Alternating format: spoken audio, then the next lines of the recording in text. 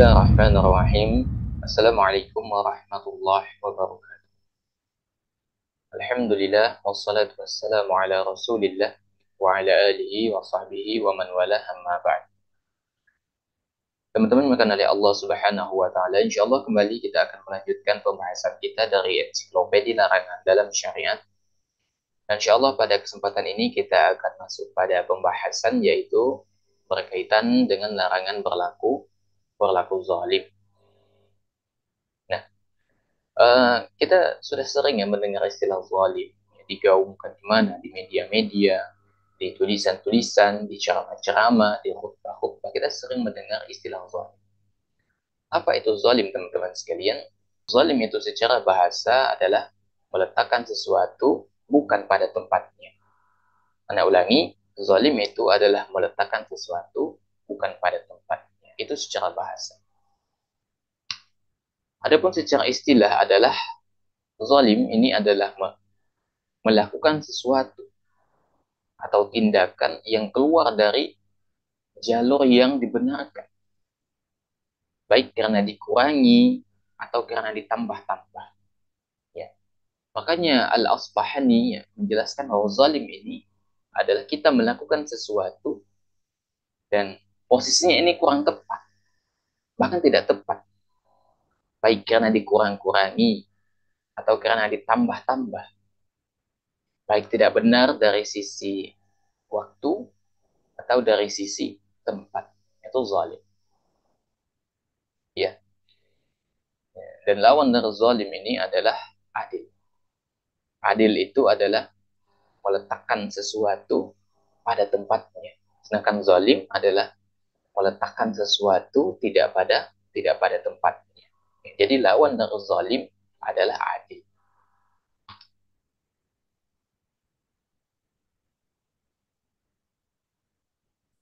Teman-teman dimuliakan oleh Allah Subhanahu wa taala,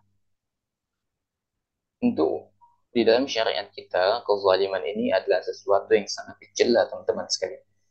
Kezaliman di dalam syariat kita adalah sesuatu yang sangat dicela. Rasul Shallallahu Alaihi Wasallam menyebutkan Inna zulma zulumatu yawmal qiyamah. Sesungguhnya kezaliman adalah kegelapan pada hari kiamat. Ya. Jadi orang yang senantiasa melazimkan kezaliman di dalam kehidupannya, orang yang senantiasa membiasakan kezaliman di dalam semua tindakan perkataannya, perbuatannya, maka dia akan menemui kegelapan pada hari kiamat. Dia akan mendapatkan kerugian yang besar, ya, karena semua orang yang kita zalimi dan kita wafat dan kita belum meminta maaf kepada mereka, maka itu akan menjadi beban besar kita pada hari kiamat. Kita akan menjadi orang yang muflis, kita akan menjadi orang yang makfur. Ya. Nah, bentuk dari zalim ini teman-teman sekalian banyak sekali. Ada bentuknya dengan cara memakan harta orang lain, ya. Tentunya dengan jalan yang batil, baik dengan cara mencuri, dengan cara merampok, dengan cara korupsi, ya, dengan cara pajak. Ya. Maka ini adalah bentuk dari kezaliman. Dan atau misalnya secara personal, menyakiti, memukul, mencela, ya, atau menganiaya orang yang lemah. Zalim banyak sekali. Dan zalim ini banyak dari sektor yang lain juga, dari bagian yang lain. Misalnya dalam perdagangan ada. Misalnya mengurangi timbangan. Di dalam kekuasaan politik ada juga kezaliman di sana, bisa ditemukan. Ya. Atau misalnya di dalam, ini banyak terjadi misalnya, di dalam ada yang tingkat atas, ya, yang senior, menzolimi yang junior. Dan ini banyak terjadi. Dan ini jatuhnya zalim. Ya. Itu ketika ada senior yang menyakiti junior. Ini banyak kita temukan misalnya di perguruan tinggi, di mana yang senior itu menjadikan junior itu seperti budak. Ya, disuruh ini, disuruh itu. Dan itu di luar konteks dari jurusannya, ya. Kemudian disuruh beli ini, disuruh beli itu, ya. Kemudian apa? Di teriak-teriaki ya. Intinya dirusak kehormatan. Disuruh joget di depan temennya, ya. Disuruh makan permen bekas temennya. Ini zalim, ya. Dan kita tidak tahu tuh teman-teman sekalian. Ya, misalnya berbagi permen misalnya. Siapa tahu di antara mereka itu ada yang mengidap penyakit yang menular. Kemudian kita suruh mereka makan permen bergantian. Maka di sini seniornya sudah menjadi apa? Sebab terjadinya kerusakan. Mereka melakukan kezaliman, ya. Belum lagi waktu ibadah kadangkala, ya. Ini anak cerita sedikit, ya. Belum lagi kadangkala di waktu ibadah misalnya. Ya kadangkala jadi molor begitu. Karena apa? Karena seniornya. Ibadah tidak sempurna. Karena apa? Karena seniornya.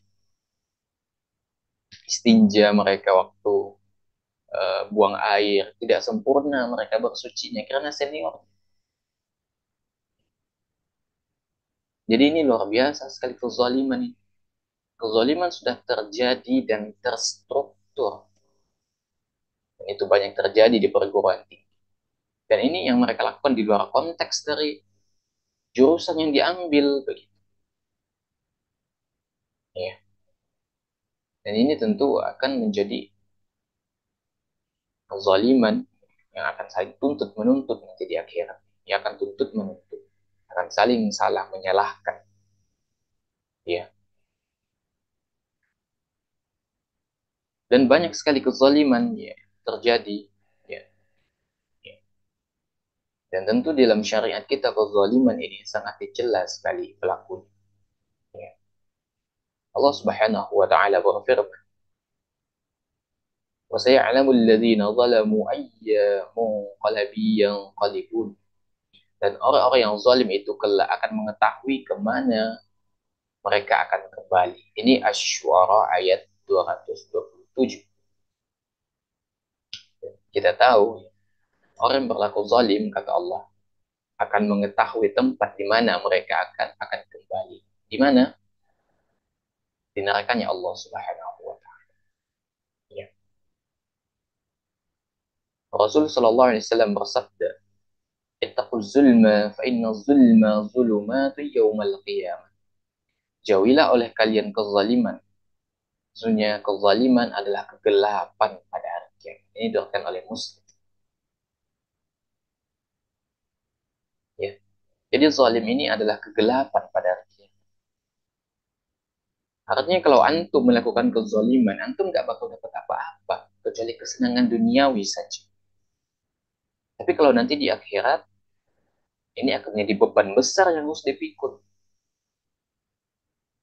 Sehingga ketika antum melakukan kezaliman, akan melakukan kezaliman atau terbesit terpikir akan melakukan kezaliman, coba pikir ulang. Antum sudah melakukan kezaliman, pada itu menyulitkan orang lain, menyusahkan orang lain. Gak ada untungnya. Ya. Makanya kita harus di dalam kehidupan ini, kita harus hidup sesuai dengan tuntunan syariat sebagaimana yang Allah dan Rasulnya inginkan. Bukan sesuai dengan apa yang kita inginkan. Karena hakikatnya tujuan kita diciptakan adalah untuk mentaati semua yang Allah perintahkan dan menjauhi semua yang Allah larang untuk kita. Itu tugas kita. Makanya jangan pernah merasa terbebani apabila antum tidak bisa melakukan kemaksiatan. Oh, antum misalnya hari ini tidak mencela orang lain kok rasanya kurang. Karena sudah terbiasa dengan maksiat. Oleh karena itu teman-teman sekalian, kita harus senantiasa membiasakan diri kita. Jangan sampai diri kita terbiasa dengan kezaliman. Apapun itu bentuk. Ya. Adapun Ketika orang lain menzolimi kita, ya kalau bisa kita nasihati ya kita nasihati itu. Kalau nggak bisa ya biarkan jadikan itu sebagai tabungan kita. Ya. Namun kalau kita bisa mencegah mereka dari melakukan kezaliman, ya cegah itu. Tapi kalau tidak bisa ya mau gimana lagi? Dan pastikan jangan sampai kita menzolimi orang lain. Ya. Tapi prinsipnya biarlah orang lain yang menzolimi kita, asalkan kita jangan menzolimi orang-orang lain. Jangan biarlah kita dirugikan oleh orang lain, asal jangan sampai kita di asal jangan sampai kita yang merugikan orang lain. Dan anak pribadi kadangkala itu yang menjadi prinsip. Misalnya di jalan raya habis hujan begitu. Ada satu prinsip yang harus dipegang pada saat itu. Di jalan raya, di saat jalan itu penuh air, kita bisa saja menzolimi orang lain. Ya, jadi saat kita di jalan raya itu, saat jalan itu basah begitu. Kita basah karena percikan orang lain, ya silahkan saja. Tapi jangan sampai kita yang membuat mereka basah. Ini prinsip yang harus kita pegang. Jangan sampai kita merugikan orang lain. Kalau saya dirugikan, ya silahkan saja. Tapi jangan sampai kita merugikan orang lain. Ya. Teman-teman dimuliakan oleh Allah Subhanahu wa Ta'ala. Zalim ini ada tiga macam. Yang pertama, zalim yang paling besar. Itu zalim kepada Allah Subhanahu wa Ta'ala. Ya. Ini disebutkan oleh Luqman. Ya. Apa kata Luqman? Ya. Ya bunayya, la tusyrik billah. Inna syirkal zulmun azim. Wahai anakku, janganlah kamu menyekutukan Allah. Karena menyekutukan Allah ini adalah apa? Adalah kezaliman yang besar. Ini zalim tingkat yang pertama. Zalim kepada Allah Subhanahu wa Ta'ala. Apa itu? Itu menyekutukan Allah Subhanahu wa Ta'ala. Dan ini adalah induk dari kezaliman. Induk dari kezaliman, ya, induk dari zalim adalah menyekutukan Allah Subhanahu wa Ta'ala. Ya.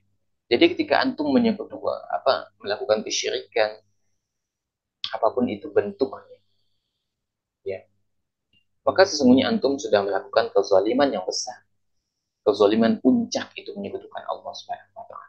Zulmun azim, kezaliman yang besar. Itu yang pertama. Zalim kepada Allah. Yang kedua adalah zalim kepada diri sendiri. Apalah yang dilakukan? Semua bentuk perbuatan yang bisa merusak diri kita. Misalnya antum hobi balapan, atau melakukan hal-hal yang sifatnya berbahaya yang bisa menghilangkan nyawa. Maka itu nggak boleh. Atau misalnya, mohon maaf ya, misalnya merokok, antum merokok, itu juga merupakan zalim kepada diri sendiri. Kenapa demikian? Di tulisan rokok itu sudah jelas, merokok membunuhmu. Ya, artinya apa? Rokok itu racun. Karena dia bisa membunuh diri kita.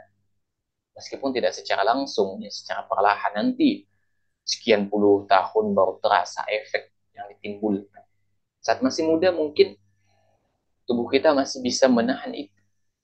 Tapi ada masanya ketika tubuh kita sudah mulai melemah, fisik-fisik kita sudah mulai disfungsi, maka efek dari rokok yang kita rasakan itu akan mulai terasa. Nah, sedangkan Allah Subhanahu wa taala berfirman, "Wala taqtulu anfusakum innallaha kana bikum rahim." Janganlah kalian membunuh diri kalian sendiri. Allah itu sayang kepada kita. Ya, termasuk di antara juga zalim kepada diri sendiri adalah bunuh diri. Ya, balapan atau hobi misalnya aktivitas ekstrim, nggak boleh. Itu menzalimi diri sendiri. Kemudian yang ketiga adalah zalim kepada sesama makhluk. Ya, zalim kepada sesama makhluk, hatta kepada binatang misalnya. Tidak boleh kita berlaku zalim kepada mereka, kepada sesama manusia. Ya, Rasul Shallallahu Alaihi Wasallam bersabda, "Fa inna dima'akum wa amwalakum wa a'radakum bainakum haramun kahurmati yaumikum hada fi syahrikum hada fi baladikum hada." Sesungguhnya darah, kata Nabi SAW, harta, kehormatan di antara kalian itu haram. Artinya nggak boleh diganggu. Darah kita, nyawa kita, harta kita nggak boleh diganggu. Kehormatan kita juga nggak boleh diganggu. Sebagaimana haramnya kalian ini, haramnya bulan ini dan haramnya negeri ini. Ya. Jadi zalim kepada sesama manusia, hatta kepada sesama muslim itu nggak boleh. Nggak boleh teman-teman sekalian. Atau kita zalim kepada binatang. Ya. Kecuali binatang-binatang yang memang diperintahkan untuk dibunuh.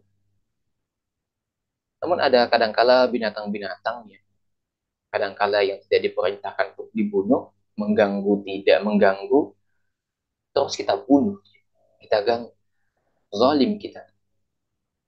Makanya kata Nabi SAW apa? Irhamu man fil ardi yarhamkum man fis sama. Sayangi apa yang di bumi. Niscaya yang di langit akan menyayangi kita. Jadi nggak ada ruginya ketika kita meninggalkan perilaku zalim, keinginan berlaku zalim yang ada di dalam diri kita, nggak ada ruginya. Ya,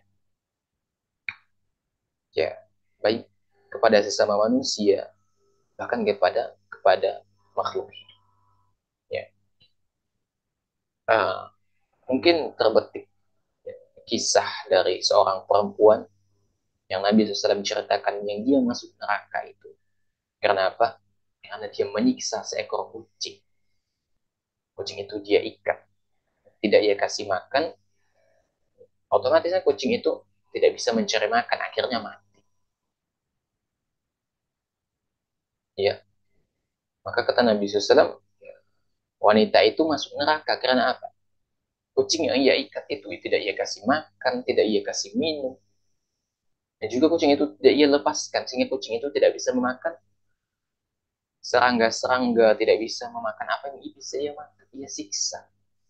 Dan itu bisa menjadi penyebab wanita itu masuk neraka. Padahal wanita itu ahli ibadah. Tapi karena dia menzolimi hewan, itu yang menyebabkan dia masuk ke dalam nerakanya Allah Subhanahu wa Ta'ala. Ya. Ini kepada binatang ya, zolim kepada binatang, kepada hewan. Lantas bagaimana kalau zalim kepada sesama manusia? Maka akan lebih berat lagi konsekuensi yang akan ditimbulkan.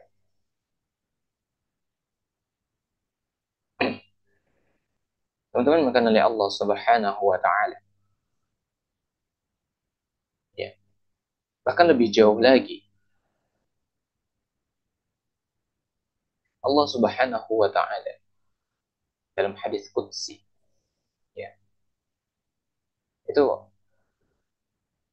mengharamkan kezaliman atas diri. Ya, Allah mengharamkan kezaliman atas dirinya. Apa kata Allah Subhanahu wa Ta'ala?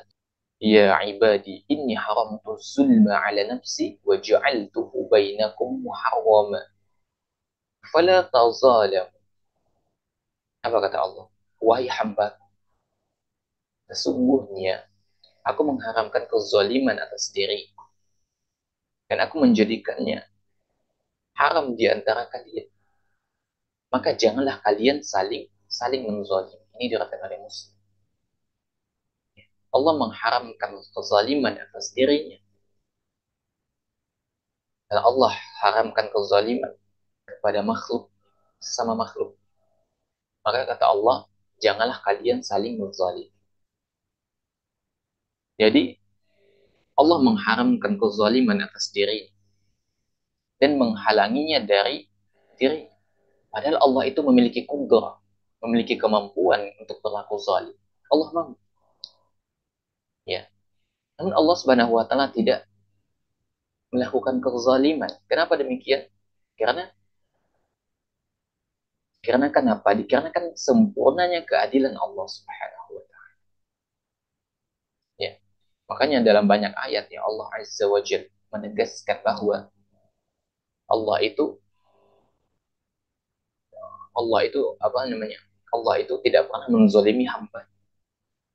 Dalam banyak ayat Allah menegaskan Allah itu mustahil menzalimi hamba. Misalnya Pak, wa mallahu yuridu zulman lil ibad. Allah itu tidak menghendaki berbuat kezaliman terhadap hamba. Dan banyak ayat-ayat lainnya yang menegaskan bahwa Allah itu ya, adil. Mustahil Allah itu akan berlaku zalim kepada hambanya. Ya, teman-teman makan oleh Allah Subhanahu wa taala. Kita sudah mengetahui tadi makna dari zalim, kemudian macam-macam zalim. Dan ternyata Allah pun tidak menghendaki adanya kezaliman di dalam kudrahnya. Sedangkan Allah itu mampu. Allah itu mampu untuk berlaku zalim. Ya. Tapi Allah ya, mustahil berlaku zalim. Kenapa? Karena Allah itu al-adil, maha adil. Sedangkan adil itu bertabrakan dengan kezaliman dan mustahil Allah berlaku zalim. Dan banyak sekali ya, kerugian yang akan ditimpakan kepada orang yang berlaku zalim. Ya. Misalnya Allah Subhanahu wa taala berfirman, "Innahu la yuflihu zalimun." Sesungguhnya orang yang zalim itu tidak akan mendapatkan al-falah. Apa itu al-falah? Al-falah itu kebaikan di dunia ataupun kebaikan di akhirat. Ini Al-An'am ayat 21. Ya, orang yang berlaku zalim mustahil dia akan mendapatkan kebaikan di dunia atau kebaikan di akhirat. Di dunia dia akan dimusuhi oleh manusia. Ya, siapa yang suka dengan orang yang berlaku zalim? Tidak, dia suka. Di akhirat orang yang dia zalimi nanti akan menuntut dia pada hari kiamat. Sehingga orang yang berlaku zalim itu disebut Nabi SAW sebagai orang yang muflis, orang yang bangkrut. Kenapa? Dia harus bayar tuh nanti kepada orang yang zalim dengan pahala dia bayar, dia bayar, dia bayar. Sama halnya ketika misalnya orang yang merokok itu ya, kan antara perokok aktif dan perokok pasif, yang paling berbahaya itu kan perokok pasif yang menghirup asap dari perokok itu. Nanti itu dia akan dituntut pada hari kiamat. Berapa orang yang sudah ia zalimi dengan asap rokoknya. Makanya mohon maaf ya, Anda katakan, para perokok itu banyak yang nggak tahu diri. Dia merokok sembarangan, dia nggak peduli, dia hanya mementingkan kenikmatan dirinya tanpa memikirkan orang lain. Ya, dia merugikan orang lain, dia menzolimi orang lain.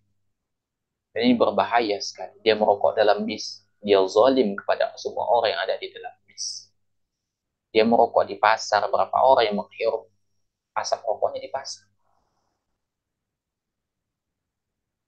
Jadi,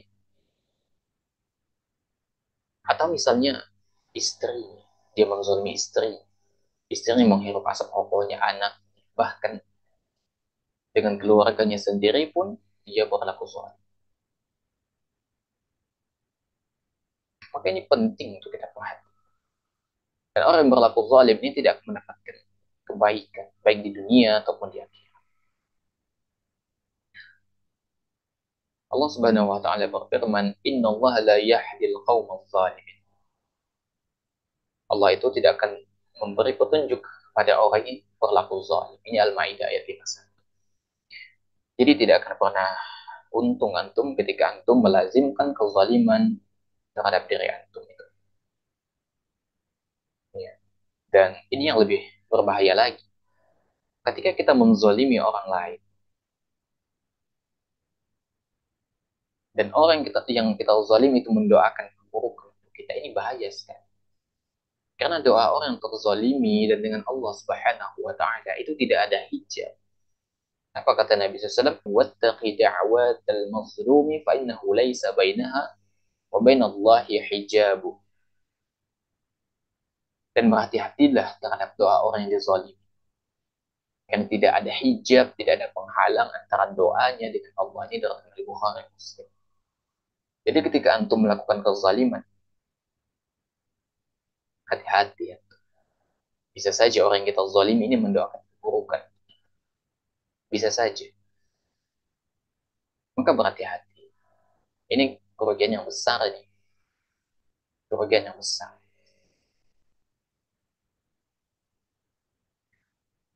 Kemudian orang yang berlaku zalim ini terancam laknat. Allah Subhanahu wa taala firman, "Yauma la yanfa'u zalimina ma'ziratuhum wa lahumul la'natu wa lahum su'ud dar." Itu hari yang tidak berguna bagi orang zalim permintaan maaf, dan bagi mereka lah laknat, dan bagi mereka lah tempat yang buruk. Ini Al-Ghafir ayat 50. Jadi orang yang berlaku zalim ini akan dijauhkan dari rahmat Allah. Mereka akan dilaknat. Makanya teman-teman dimuliakan oleh Allah Subhanahu wa taala. Zalim ini bukanlah karakter seorang muslim, dan seorang muslim harus senantiasa menjauhi karakter ini zalim.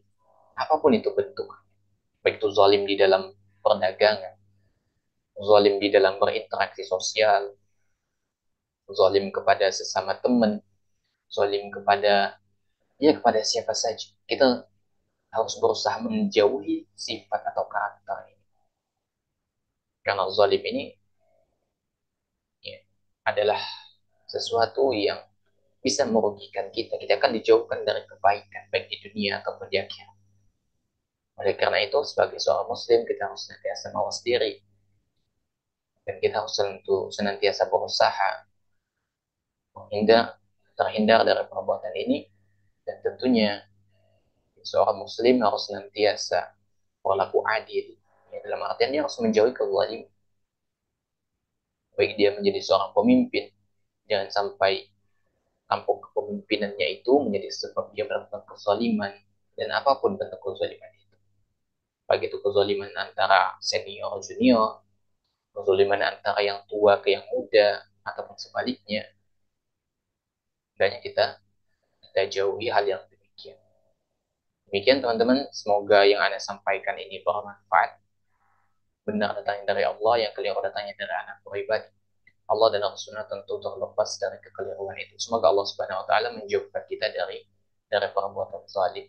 Wassallallahu ala nabiyina Muhammadin wa ala alihi wasallam walhamdulillahi rabbil alamin. Subhanakallahumma bihamdika asyhadu an la ilaha illa anta astaghfiruka wa atubu ilaik. Alhamdulillahi rabbil alamin. Wa minkum. Wassalamu alaikum warahmatullahi wabarakatuh.